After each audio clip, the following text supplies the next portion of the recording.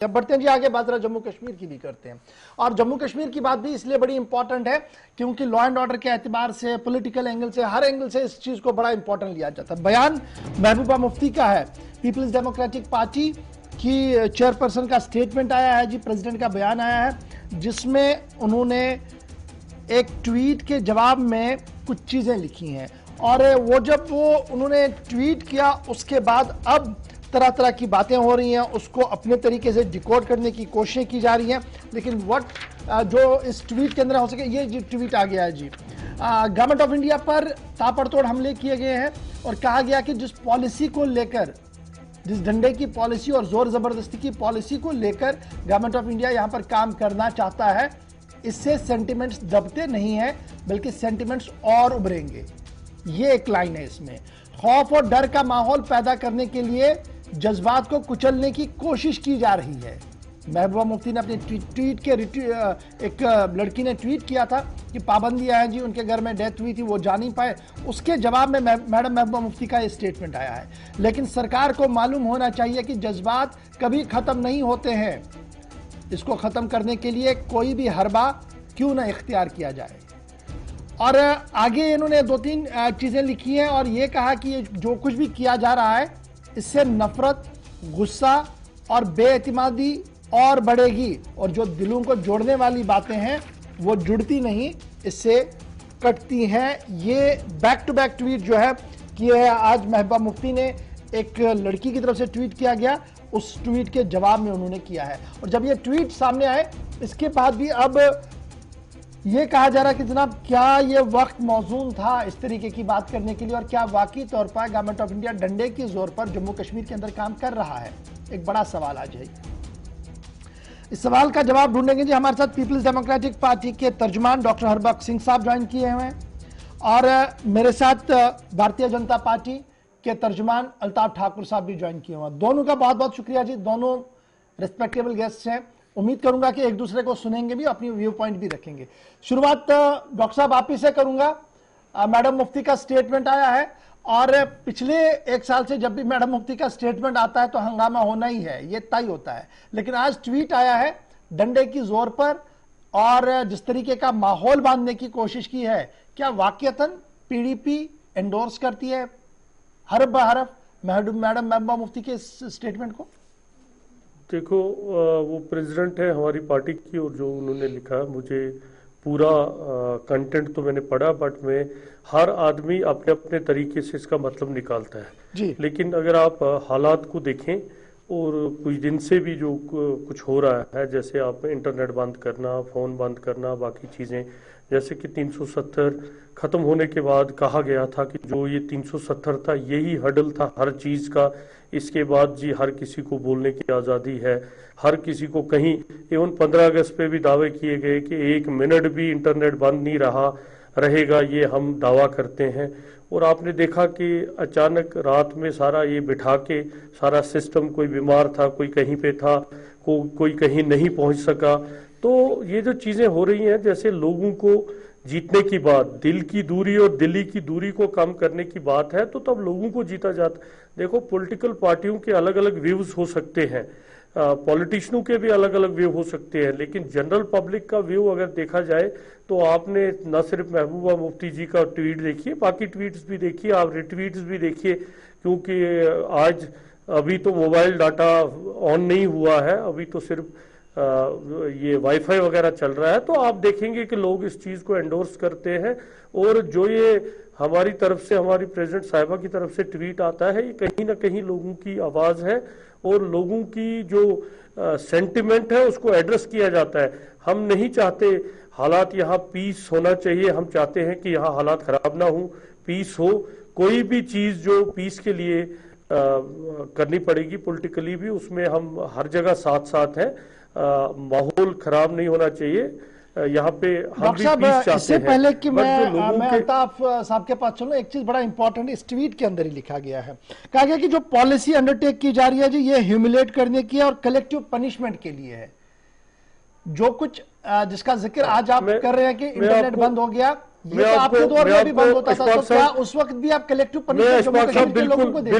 बिल्कुल अशफाक साहब, बिल्कुल मैं आपको आपकी बात के साथ सहमत हूं, लेकिन आप देखिए कि हमने शुपैया में एक जलसा किया और उसी दिन एलजी साहब ने एक बहुत बड़ी इंडोर इंडोर जलसा किया, तो उनको नोटिस नहीं भेजेगी, हमें नोटिस भेजेगी। हम कहीं भी कोई प्रोग्राम करना चाहते हैं तो हमें अलाउ नहीं किया जाता।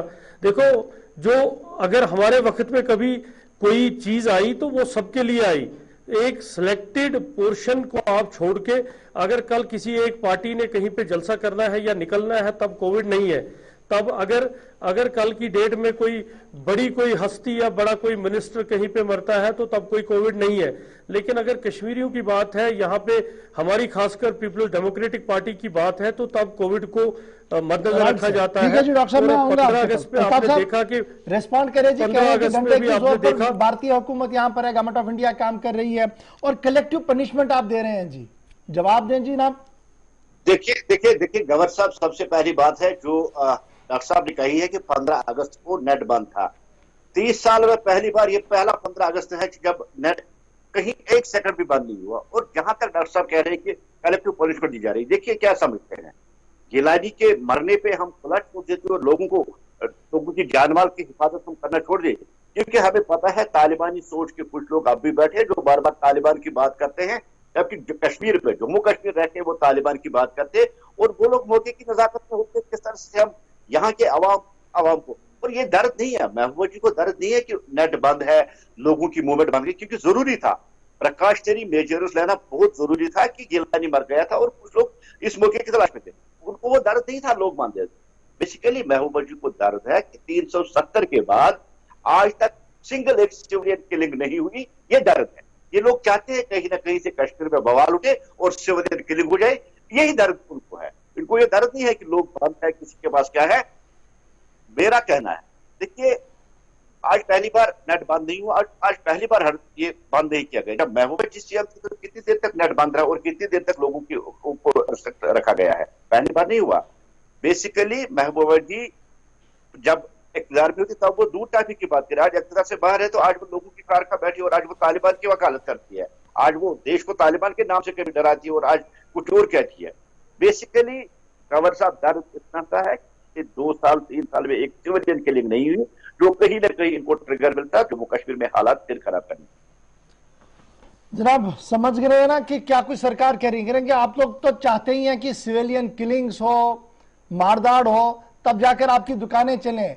ये तो 5 अगस्त 2019 के बाद पहला मौका था कि इतना बड़ा इंसिडेंट हुआ, उसके बावजूद भी ऑल इज वेल, और पुलिस भी कह रही है कि जनाब कहीं पर कोई टीयर गैस नहीं चला, कुछ करना ही नहीं पड़ा हमें। सर देखो, जो ये किलिंग्स की बात या ये पीस रखने की बात कह रहे हैं और ये बार बार कहते हैं तालिबान सोच, या मुझे आप बताइए, हम बात करें तो हम तालिबान, लेकिन अगर दोहा में जाके ये बात करें तो ये किन से बात कर रहे हैं? अगर ये तालिबान को मिलिटेंट कहते हैं तो इनकी गवर्नमेंट कैसे तालिबान से बात कर रही है? आप मुझे बताइए। हमने तो महबूबा जी ने जो पिछली बार ट्वीट किया था उसमें इसने कहा था कि हमारी यहाँ की गवर्नमेंट और तालिबान में कोई फर्क नहीं है, तो उन्होंने तालिबान को प्रेज नहीं किया था। बट आज मुझे आज बताइए, 2 दिन से मुज़ाकरात चल रहे हैं, कल भी शायद मुज़ाकरात रहेंगे, ये वही तालिबान है जिनको हिंदुस्तान मिलिटेंट कहता है, हमारी कंट्री मिलिटेंट कहती है, तो ये एक स्टैंड पे क्यों नहीं आते? और यहाँ पे जो ये बातें करते हैं, देखो अपने लोगों की जानो माल की हिफाजत करना हर गवर्नमेंट का फर्ज है, लेकिन अगर आप दबा के रखोगे, देखो कुछ चीजें ऐसी होती है, जान माल की हिफाजत करना अलग चीज होती है, लेकिन अगर किसी को अपने मर्जी के हिसाब से मरने की इजाजत भी ना हो, दफनाने की इजाजत भी ना हो, तो उसको कौन सी डेमोक्रेसी कहोगे और उसको कौन सा माल जान की हिफाजत कहोगे? डॉक्टर साहब ये चीज बड़ी अच्छी है जो आप बता रहे हैं, लेकिन सवाल तो आपसे भी पूछा जाएगा ना। सवाल सीधा सा होगा कि आखिर आज ये आपको याद क्यों आ रहा है? ये सारी चीजें टॉफी लाने क्या जम्मू कश्मीर के बच्चे गए थे, जब गोलियां चली थी वो चीजें आप भूल गए, पैलेट जब चल रहे थे वो चीजें आप भूल गए, वो तो आप ही के चैनल में सारा कुछ हुआ था ना। आज आपको ये चीजें क्यों याद आ रही है? बड़े मसलिया बन रहे हैं। अशफाक साहब गोलियां हमने नहीं चलाई। देखो एडमिनिस्ट्रेशन होती है, अगर कोई अनटूवर्ड कहीं होता है वहां भाई पर साहब, आप गोली ही लोग चलती तो उमर है। अब्दुल्ला को अगर कटहरे में खड़ा आज भी कर रहे थे, कह रहे आज थे इसमें कर्फ्यू था। एडमिनिस्ट्रेशन समली और सिविलियन किलिंग हुई। आज के जमाने में हुआ तो एडमिनिस्ट्रेशन के साथ आप मुझे बोलिए अशफाक साहब, अगर इन 2 दिनों में कोई बाहर निकलता उस पर गोली नहीं चलाई जाती? अगर 5 अगस्त के बाद कोई बाहर निकलता उस पर गोली नहीं चलाई जाती?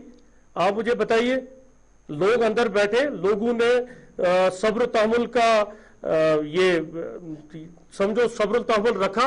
अदरवाइज अगर आज भी कोई बाहर निकलता तो गोली मारने में एडमिनिस्ट्रेशन कहीं अल्ताफ साहब ये पीछे नहीं बताइएगा, रहती है। अगर कोई बाहर निकलता आज भी गोली चलती, इसका भी जवाब दीजिए। और क्या वाकई तौर पर दिल्ली से दिलों की दूरी का जो नारा दिया गया था, इन हरकत से क्या दिलों की दूरी खत्म हो जाएगी? मुझे हरभरी जी इतना बता दिए स्टेडियो कैसे पहुंचे, कहीं इस पे तो गोली नहीं चली है। कल भी लाल चौक में लोग घूम रहे थे, आज भी लाल चौक में घूम रहे हैं, और 5 अगस्त जहां एक गोली नहीं चली। अब कहने को बोलते आज रिलैक्स था, कल किसी को बाहर नहीं आने दिया। तालिबान का सपोर्ट करे, और आज देखिए आज के हालात में हम किसी को इतना ईज नहीं देंगे, वो हालात करे और यहाँ के लोगों की जान माल के साथ वो खिलवाड़ करे, चाहे वो नहीं, ये जवाब दीजिए ना, तालिबान से किस बारे में बात हो रही है? आप अल्ताफ साहब आप जवाब दीजिए, तालिबान से क्या बात हो रही है? अगर वो मिलिटेंट है उनसे क्या बात हो रही है? आप क्लियर आइए ना इस बात पे कि मिलिटेंटों के साथ क्या बात हो रही है? करेंगे, यही वो लोग हैं जब हम कहते हैं पाकिस्तान के साथ बात करो तो हम देख रही है, लेकिन अगर हरबक साहब बड़ी एक चीज जानना चाहूंगा जी, ये दिलों की दूरी को अगर कम करना हो, जो वज़ीर आज़म साहब ने पिछले दिनों बात कही थी ऑल पार्टीज मीटिंग के बाद, ये बताइएगा कैसे हो सकती है, क्या किया जाए दिल्ली से? देखो अशफाक साहब, आपने देखा परसों भी जब पार्लियामेंट्री कमेटीज यहाँ आई, या जो हमारे प्रधानमंत्री साहब ने एक मीटिंग की उसमें रिव्यू किया, उसके बाद आप फॉलो अप बताइए उस मीटिंग के बाद कौन सा एक स्टेप किया गया जिसमें दिल की दूरी और दिलों की दूरी को दूर किया गया? आप मुझे बताइए कि जब पार्लियामेंट्री कमेटी की परसों मीटिंग हुई, मैं भी एक इलेक्टेड मेंबर हूं, मुझे बताइए इतनी पार्लियामेंट्री कमेटियां यहां आई और माइनॉरिटी कम्युनिटी से बिलोंग करता हूं, आप गिन के बताइए इन्होंने कितने लोगों को, कितने रिप्रेजेंटेटिव्स को वहां बुलाया और बात की? ये सब मैनिपुलेटेड चीजें हैं। अगर दिल की दूरी और दिल्ली की दूरी को दूर करना है तो लोगों को एतमाद में लेना पड़ेगा, और हम लोगों की बात करते हैं, पॉलिटिकल लीडरशिप को करना क्या चाहिए था दिल्ली से? ये नहीं, एक चीज बड़ी इंपॉर्टेंट है जो मैं जानना चाहता था, बड़े लोगों से मैं पूछ रहा हूं, दिल्ली को क्या करना चाहिए? पॉलिटिकल लीडर्स को रिलीज कीजिए, सबसे बड़ी मांग यही थी ना। लेकिन जब सवाल पूछा गया था लीडर से कि लिस्ट बताइए कितने लोग बंद है, जब से मीटिंग हुई आज तक इस सवाल का जवाब कोई नहीं दे पाया। अशफाक साहब, ये सिर्फ पॉलिटिकल लीडर ही नहीं है, कुछ ऐसे लोग हैं जिन पे ज्यादा बड़ा क्राइम नहीं है। और एक डिमांड ये भी थी, अगर बाहर के जेलों में है, जम्मू कश्मीर के जेलों में लाया जाए, कोर्ट अपना काम करे, हम कोर्ट के मामले में कहीं इंटरफेयर करने को तैयार नहीं है। अगर कहीं किसी को बड़ा क्राइम है उसको अपने जम्मू कश्मीर के जेलों में रखें, और जो सियासी तौर पे कैदी हैं या कुछ कम किसी का जुर्म है तो उनको छोड़ा जाए। देखो, अगर आप एमनेस्टी करते हो, अपने लोगों के साथ एमनेस्टी करनी है, क्योंकि ये बाहर के लोग नहीं है, ये कहीं कोई पाकिस्तान के लोग नहीं है कि दूसरी कंट्री के लोग नहीं है। पॉलिटिकल लीडरशिप के साथ आइडियोलॉजिकल डिफरेंस हो सकती है, लोगों के साथ कौन सी आइडियोलॉजिकल डिफरेंस? राइट सर, जवाब दीजिए, क्यों नहीं कर पा रहे हैं आप ये? अगर बातें हुई थी तो कम से कम एक कदम तो आपको भी आगे बढ़ना चाहिए था, बीजेपी को ऑन फोरफ्रंट पे आके करना चाहिए था। देखिए गवर साहब लगभग सारे पॉलिटिकल प्रिजनर्स हैं जिनको रिलीज किया। अगर डॉक्टर साहब शबीर शाह, आसिया इंद्रावी और यासीन मलिक को पॉलिटिकल प्रिजनर्स कह रहे हैं तो ये सबसे बड़ी गलती उनकी है, क्योंकि हमेशा ये उन्हीं लोगों की वकालत करते हैं, कभी पाकिस्तान की, कभी तालिबान की, कभी वो पॉलिटिकल प्रिजनर्स नहीं है। उन्होंने देश के खिलाफ जंग छेड़ के रखा है, और जो देश के खिलाफ जंग छेड़ के रखा था उनकी सजा यही होती है। हम उनको पॉलिटिकल प्रिजनर्स नहीं मानते। एक भी पॉलिटिकल प्रिजनर कहीं बंद नहीं है, जब उसकी मांगी करी आज तक के बता भी नहीं पाए कितने पॉलिटिकल प्रिजनर्स बंद है। जो देश के खिलाफ प्रचार उठाएगा, जो देश के खिलाफ पत्थर उठाएगा, जो देश के खिलाफ जंग छेड़ेगा, उसके जेल है, चाहे वो यासीन मलिक हो, चाहे वो शबीर शाह हो, चाहे वो आसिया इंद्रावी हो, चाहे वो वहीद परा हो। उन लोगों के लिए जेल ही अच्छी जगह, और वो उसमें अभी उनको रखा गया है। उनको हम पॉलिटिकल प्रिजनर्स कहें, वो आतंकवादी है, चाहे वहीद परा की सूरत में हो, चाहे शबीर शाह की सूरत में है, उनके लिए जेल ही अच्छी जगह, उनको जेल भेज दिया। बहुत बहुत शुक्रिया जी दोनों मेहमानों का मेरे साथ ज्वाइन करने के लिए। बहुत बड़ी इंपॉर्टेंट थी, क्योंकि महबूबा मुफ्ती का ट्वीट था, थोड़ी सी बात इस पर होनी चाहिए थी कि किस तरीके का माहौल और इस माहौल के बीच क्या